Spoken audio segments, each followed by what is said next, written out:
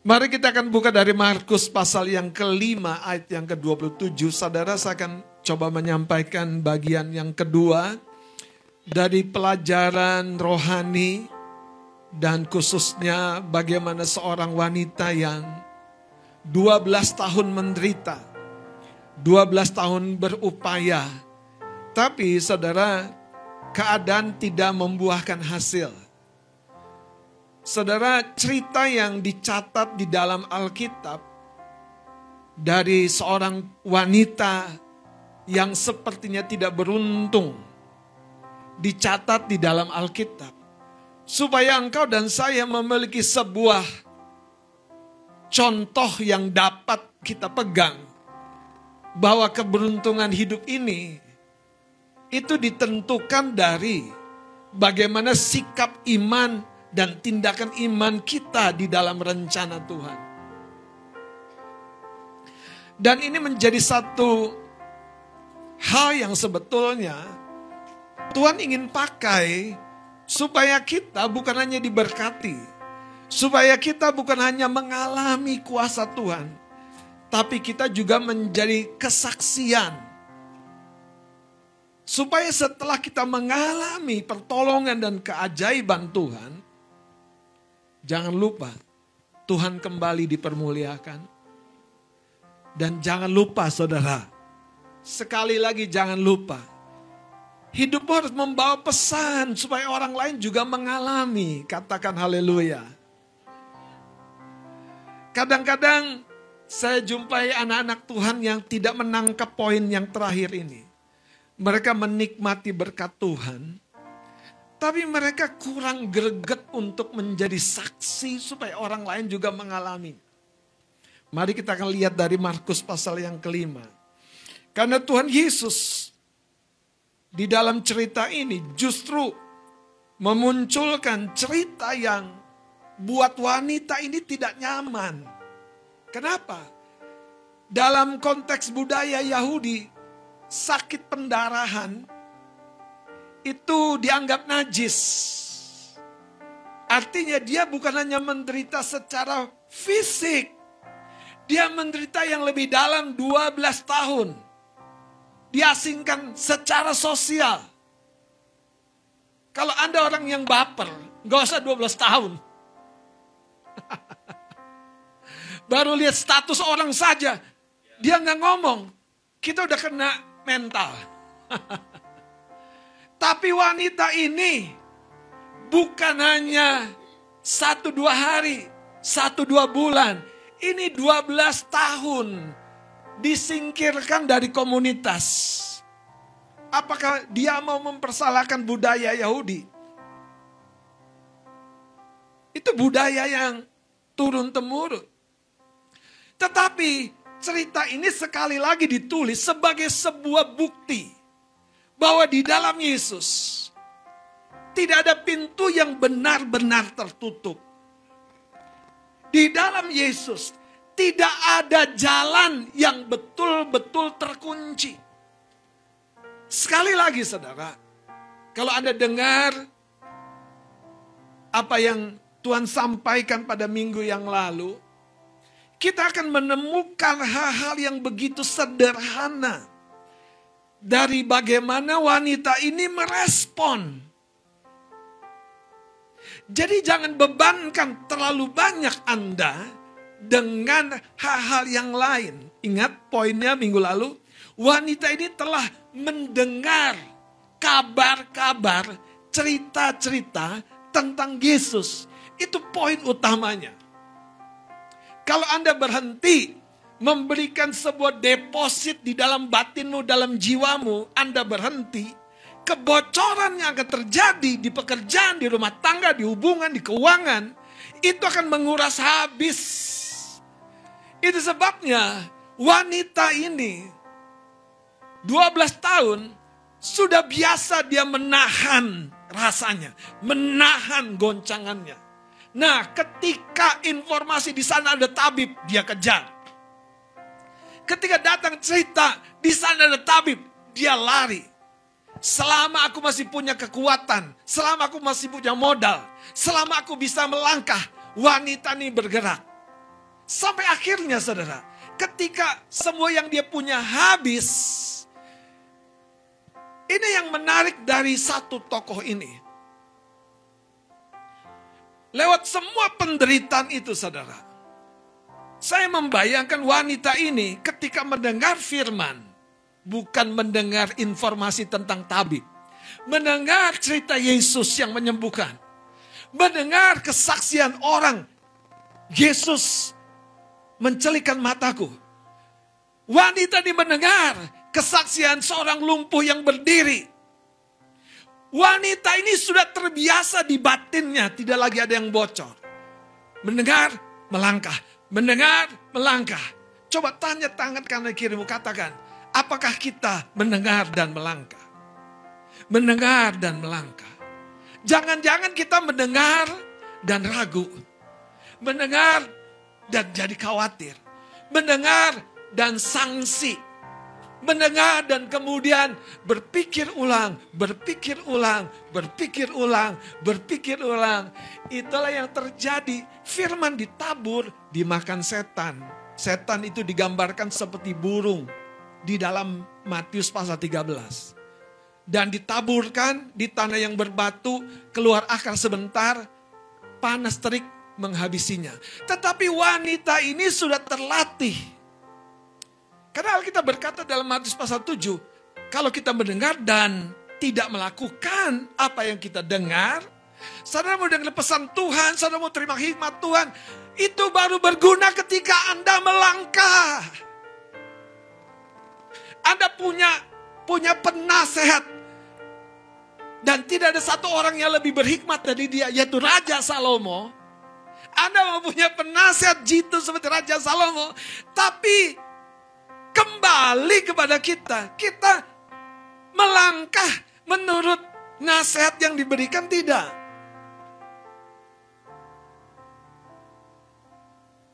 Saya coba kasih tugas AI. Bagaimana menurunkan 500 gram, bukan kilogram, sehari.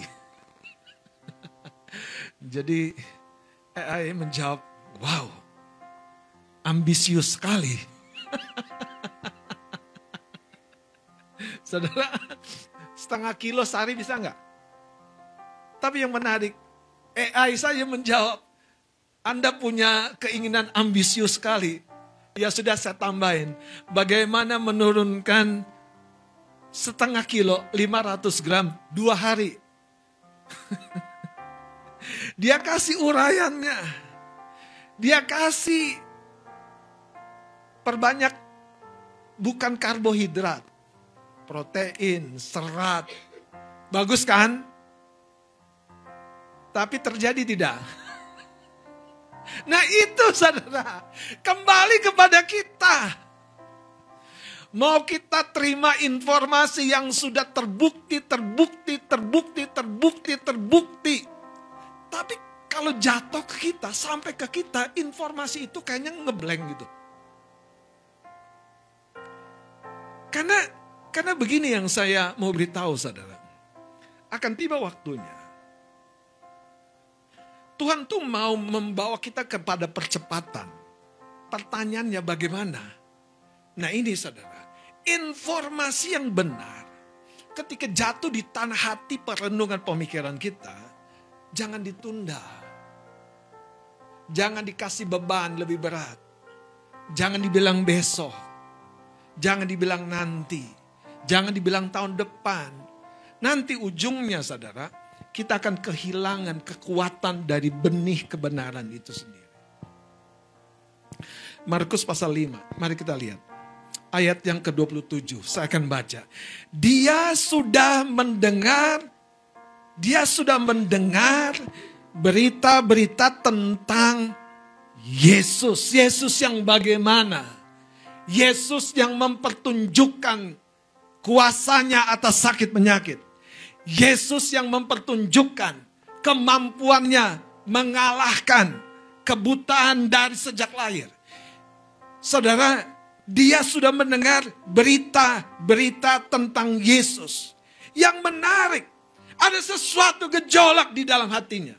Maka ini yang harusnya terjadi pada engkau dan saya.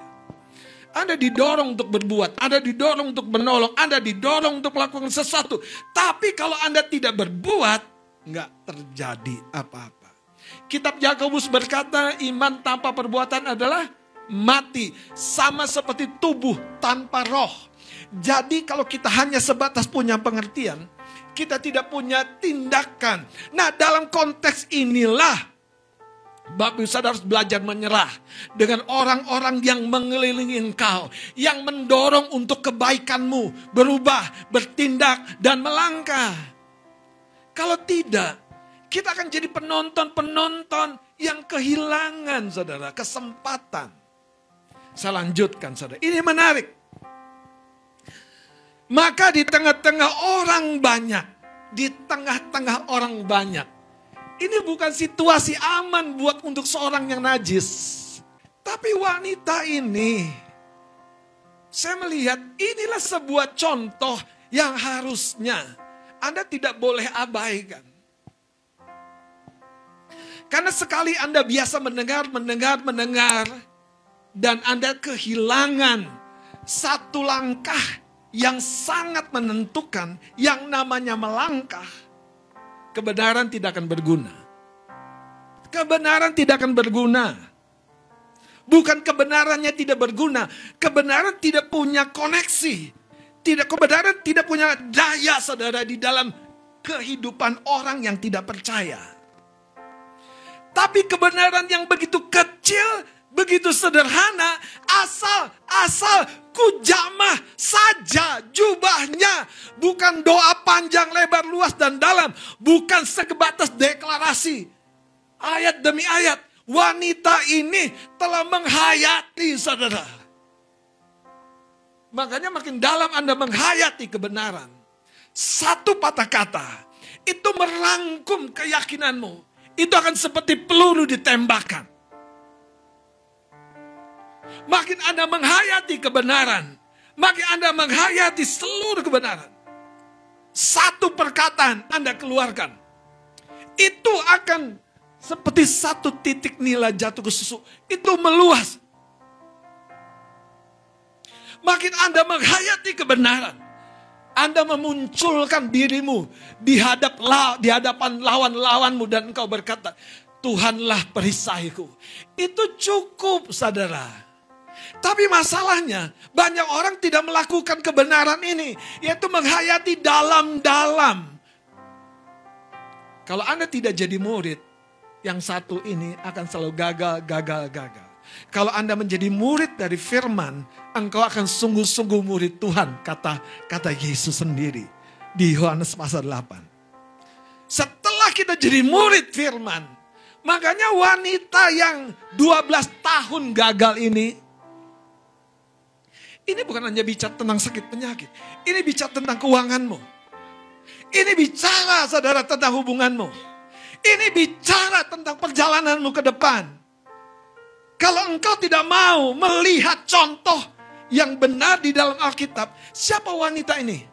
Sudah habis-habisan. Usaha ini gagal, usaha ini gagal. Ketemu Yesus. Dan di dalam perjumpaanmu ada koneksi. Sama seperti engkau jatuh cinta pada waktu pertama kali itu loh. Tuhan. Anda gak bisa tidur. Anda membayangkan, memikirkannya. Dan itulah yang membuat rohmu siap, saudara. Setan uniknya adalah, dia punya satu cara yang seringkali kita tidak sadari. Yaitu apa? Mencuri firman. Makanya gereja banyak dipenuhi orang. Tapi kalau gereja tanpa pemuridan, gereja tanpa disiplin membaca firman, gereja tanpa disiplin merenungkan, mendengar firman, gereja akan kehilangan kekuatan yang sejati. Saudara, kekuatan yang sejati gereja bukan uang, bukan banyaknya massa. Kekuatan yang sejati adalah kehadiran Tuhan. Saudara, Markus pasal yang kelima ini, Ini menyimpan hal-hal yang waktu kita tangkap ini jadi seperti bom atom gitu maksud saya. Penghayatan kita itu melahirkan kekuatan. Pemahaman menjadi penghayatan. Penghayatan menjadi deklarasi, ucapan, dan tindakan. Dan itu saudara yang membuat masa depan kita bentuk ulang. Masa depan kita tata ulang. 12 tahun ditata ulang. Haleluya. Dengarkan minggu lalu. Itu disampaikan dalam satu perikop. Dengan seorang kepala rumah ibadat yang namanya Yairus. Kalau Anda baca dengan jeli. Kenapa Yairus mengundang Yesus? Kenapa wanita yang 12 tahun ini tidak mengundang Yesus? Malah dalam ketidakberadaannya secara sosial. Dia mendesak di antara orang banyak. Dari belakang. Makanya Bapak Ibu Saudara. Kadang-kadang ya. Orang yang cukup dalam menghayati. Gak perlu cepet-cepet show up. Gak perlu. Gak perlu cepet-cepet yes amin. Gak perlu. Tapi di dalam penghayatanmu saudara. Dan tiba waktunya. Itu akan meledak dari dalammu. Itu sebabnya begini. Mari lihat saudara cerita ini.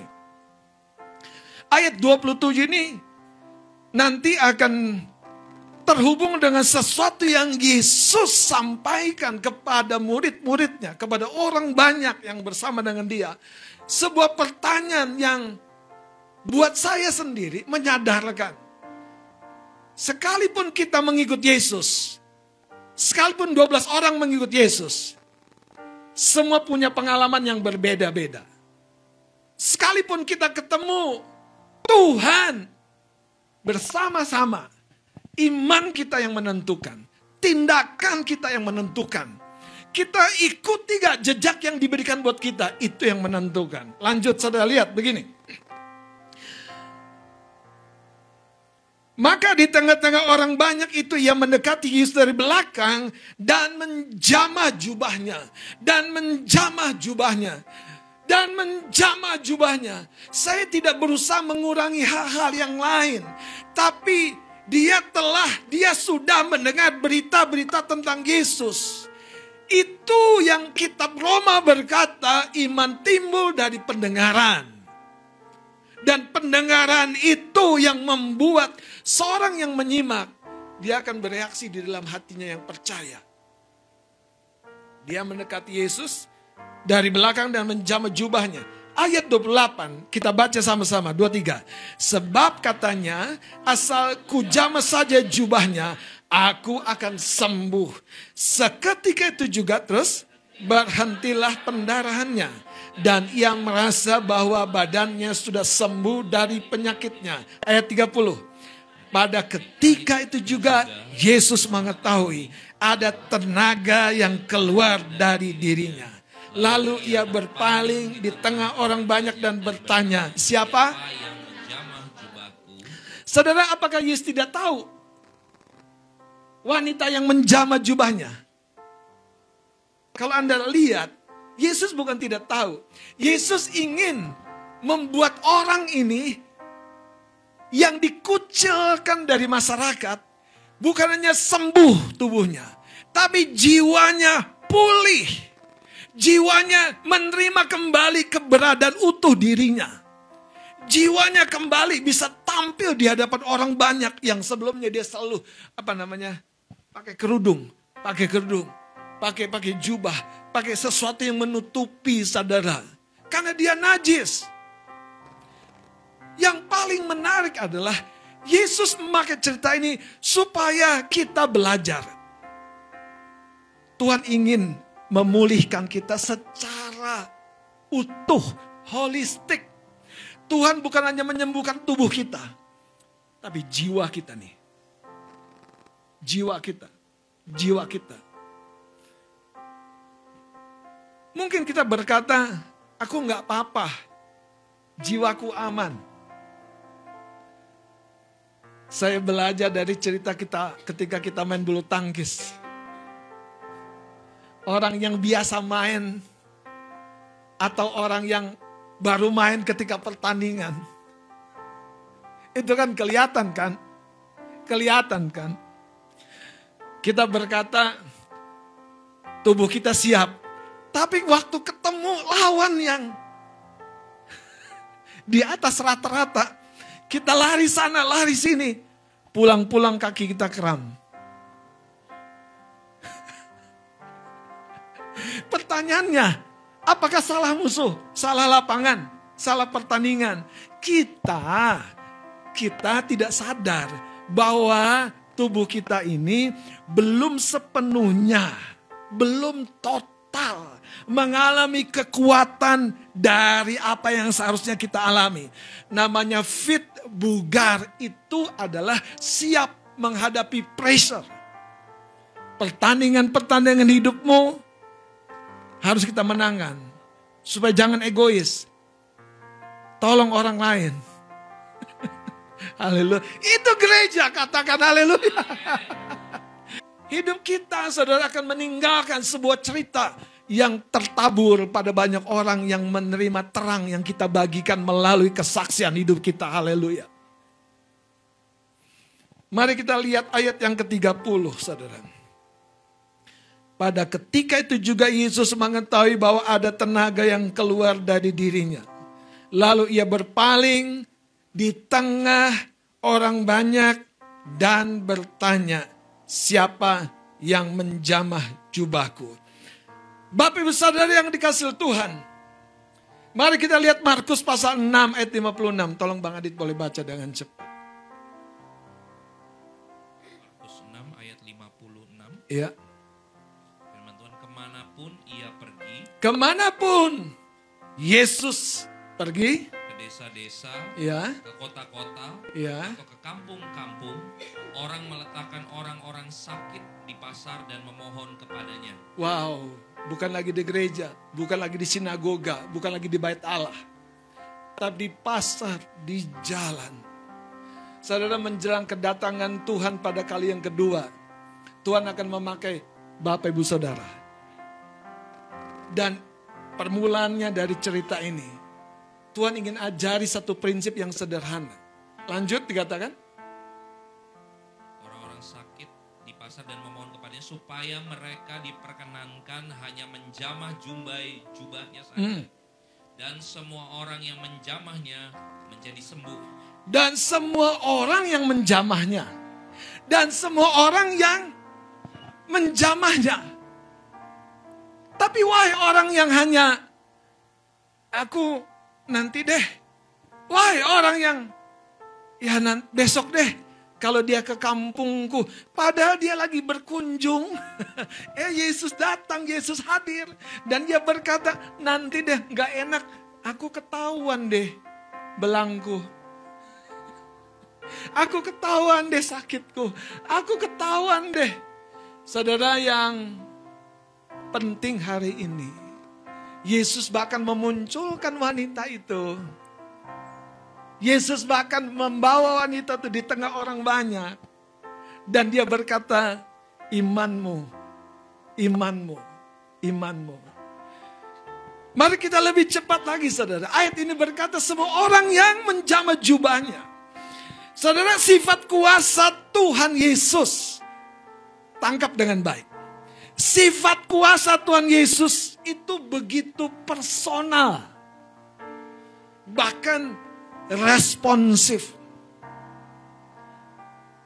Itu ibaratkan, saudara, kita punya alat listrik dengan tegangan tinggi, tegangan rendah, butuh daya biasa atau luar biasa.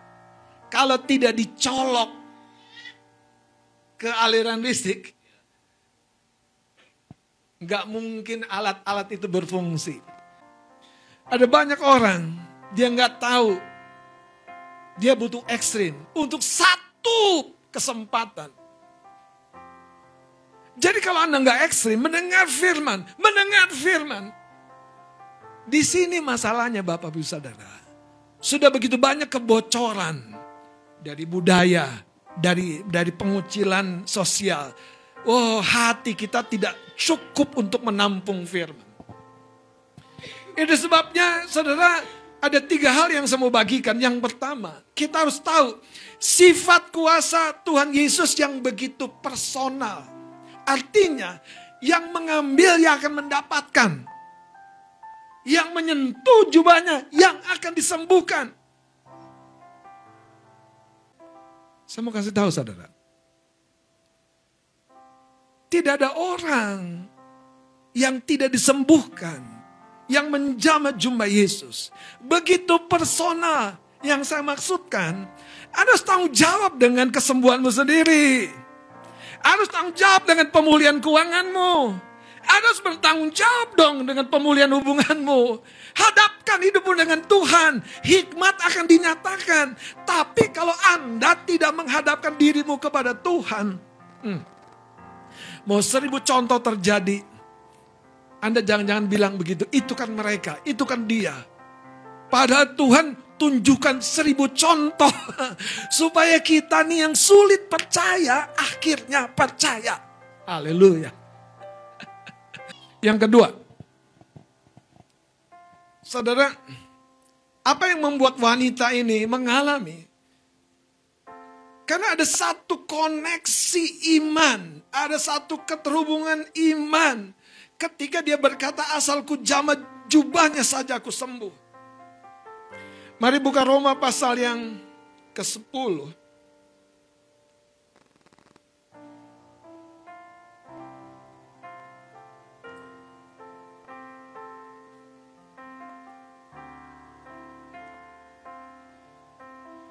Roma pasal yang ke-10 kita akan lihat saudara. Ayat yang ke-8 mulai. Saya akan baca dengan cepat. Tetapi apakah katanya ini? Firman itu dekat kepadamu, yakni di dalam mulutmu. Dan di dalam hatimu. Itulah firman iman. Yang kami beritakan. Terus, sebab jika kamu apa? Baca sama-sama.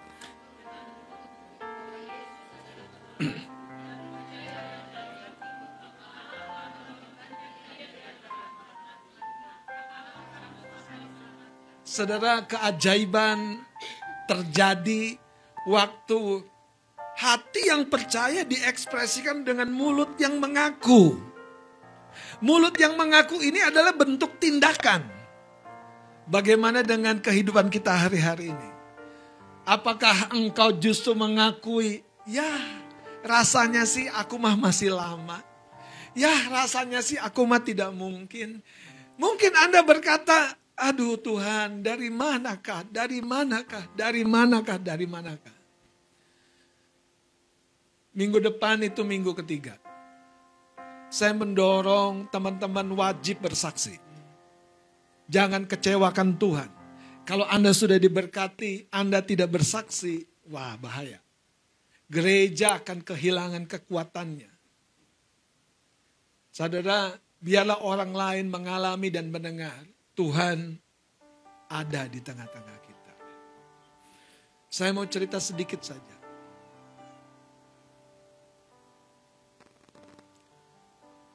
Saya menjumpai berbagai-bagai keadaan. Sampai di satu titik. Tuhan, kalau mau mencapai mimpi yang satu ini gimana ya? Kan harus nyicil dong. Beli yang satu ini, barang ini, nggak mungkin tidak nyicil. Dan carilah jalan, leasing, bank, pintu tertutup. Sampai akhirnya saudara, saya pun tertemplak sendiri dengan apa yang Tuhan kerjakan. Caranya bukan melalui leasing, caranya bukan melalui bank, caranya bukan melalui mengangsur. Justru caranya membeli barang yang satu ini cash. Apa yang coba saya sampaikan? Kita tuh sudah terkonsep di sini. Ini tentang keuangan. Kalau Anda berpikir, gimana ya, perlebar kapasitasmu. Izinkan Tuhan terus masuk. Makanya kalau Bapak Ibu Saudara rindukan sebuah terobosan pekerjaan, belajar saudara. Apa yang terus datang sebagai sebuah ajaran, itu sebetulnya ada ujungnya. Ada ujungnya. Ketika orang ini saudara bersama dengan kami mengeksekusi yang harus kita beli itu. Bukan dengan lagi mencicil. Bukan lagi dengan bank. Saya mau kasih tahu Bapak Saudara. Saya sendiri merasa, Tuhan, aku kok bodoh sekali ya. Aku berpikir nanti ada bank yang bisa meluluskan pengajuan kreditnya. Bank di manalah di antariksa sana. Tapi ternyata cara Tuhan mempending, menunda sampai terkumpul. Dan tiba-tiba ada cara lain mendatangkan pertolongan yang tadinya direncanakan dibeli melalui leasing dan kredit. Dibayar cash. Saya sudah sampaikan saudara, sampai akhir tahun ini akan banyak orang mengalami mimpinya. Tapi akan ada orang yang tidak mengalami mimpinya. Saya mendorong teman-teman, tangkap ini. Sekalipun saya tidak pengen sebelum orangnya sendiri bersaksi, haleluya. Menceritakan detailnya saudara. Karena ini sebuah contoh. Kalau kita mengikuti contoh itu, yang tidak mungkin terjadi lagi, terjadi lagi, terjadi lagi, dan terjadi lagi. Mulut kita harus terkoneksi dengan hati kita. Bagaimana hati kita punya deposit firman, punya persediaan kekuatan rohani, dengarkan firman, dengarkan pengajaran, dengarkan pesan Tuhan. Di situ saudara, Alkitabnya tidak Anda bawa, tapi Alkitabnya sudah menyatu dengan batinmu. Sekali lagi Bapak Saudara, makin seorang tinggi posisinya, dia belum ngomong, orang respect. Makin Anda naik rankingmu di dunia rohani ini, karena firman itu makin menyatu, Anda datang, siapapun yang coba show up, mempertunjukkan pengaruhnya, itu akan respect. Makanya Alkitab berkata, iblis tahu tentang Yesus dan dia gemetar.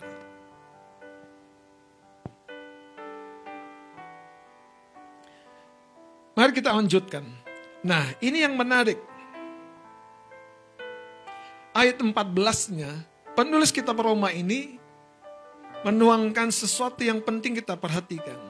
Tetapi bagaimana mereka dapat berseru kepadanya jika mereka tidak percaya kepada dia? Bagaimana mereka dapat percaya kepada dia jika mereka tidak mendengar tentang dia? Wanita sakit 12 tahun ini mendengar tentang Yesus. Tumbuh iman dan dia bicara dan bertindak. Saya lanjutkan, yang menarik ini dia. Bagaimana mereka mendengar tentang dia jika tidak ada yang memberitakannya? Itu yang saya bilang. Kalau Anda belajar saudara dengan cermat, firman bisa kita dengar di segala waktu. Dan ketika firman yang kita dengar di segala waktu itu menopang ketika kita bekerja. Menopang ketika kita membangun hubungan. Menopang ketika kita memikirkan bisnis. Terjadi saudara. Yang ketiga. Ini yang penting. Yakobus 2 ayat 21 dan 26. Kita mendengar, kita diajar, kita memahami. Kita perlu saudara mewujudkan iman itu dalam tindakan. Yakobus 2.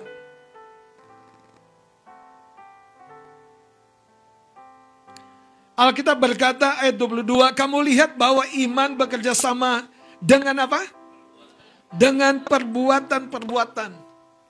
Kalau Bapak Ibu Saudara punya pergumulan untuk anak-anakmu, percaya firman tentang keturunan, percaya firman tentang anak-anak, percaya firman dan mulai bertindak. Alkitab berkata begini setelah ayat 22. Kamu lihat bahwa iman bekerja sama.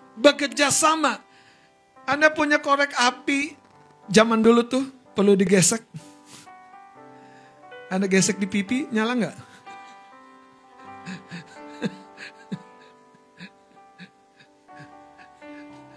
Terus Anda coba-coba, Anda gesek di tangan, nyala nggak? Enggak. Kenapa? Karena memang bukan pasangannya. Dengerin baik-baik. Anda mau punya segudang pengetahuan, terus Anda bagi-bagi, lu tahu nggak? Tuhan tuh dahsyat, lu tahu nggak? Tuhan hebat. Nggak menghasilkan apa-apa. Itu sama kayak gitu tuh, anak gini. Nyala. Oh, kurang keras ininya. Cari yang lebih keras di sini. Nyala. Karena bukan pasangannya. Yang saya maksudkan, jangan bersaksi tentang pengetahuan. Bersaksi tentang pengalaman. Berbagi kebenaran, sharing firman. Itu bukan bersaksi. Yang saya maksudkan, jangan ada satu orang modelnya bersaksi, tapi dia sendiri belum mengalami. Nah itu repot. Tapi kalau Anda berbagi, itu yang akan menguatkanmu. Alkitab berkata, saudara, iman bekerja sama dengan perbuatan-perbuatan. Haleluya. Ada percaya terjadi terobosan keuangan dan Tuhan taruhkan untuk menabur, untuk membelas kasihani orang kurang, orang miskin, orang tidak berdaya. Lakukan. Lihat selanjutnya ayat 23. Dengan jalan demikian genaplah nas yang mengatakan lalu percayalah Abraham kepada Allah, maka Allah memperhitungkan hal itu kepadanya sebagai kebenaran. Karena itu Abraham disebut sahabat Allah. Jadi kamu lihat manusia dibenarkan karena apa? Dan bukan. Jadi benar saudara. Wanita yang 12 tahun sakit pendarahan ini mengalami apa yang orang lain ingin alami. Dan saya mau simpulkan Bapak Saudara. Tuhan tidak pernah menahan kuasanya. Tuhan tidak pernah menunda pertolongannya. Tuhan tidak pernah membuat jalan-jalan kita berputar-putar. Tidak pernah. Tapi seringkali yang terjadi adalah kita kurang koneksi. Hari ini, wanita yang 12 tahun sakit pendarahan ini tidak punya cara yang lain.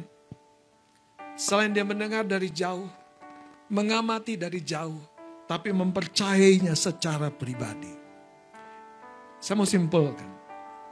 Banyak orang Kristen zaman sekarang, dia pengennya rame-rame, mendengar rame-rame. Tapi kalau giliran sendiri goncang imannya. Wanita ini justru sebaliknya. Waktu mendengar sendiri, mengamati sendiri, ketika ada di tengah orang banyak, justru imannya menyala. Imannya membawa perubahan. Amin. Mari kita bangkit berdiri.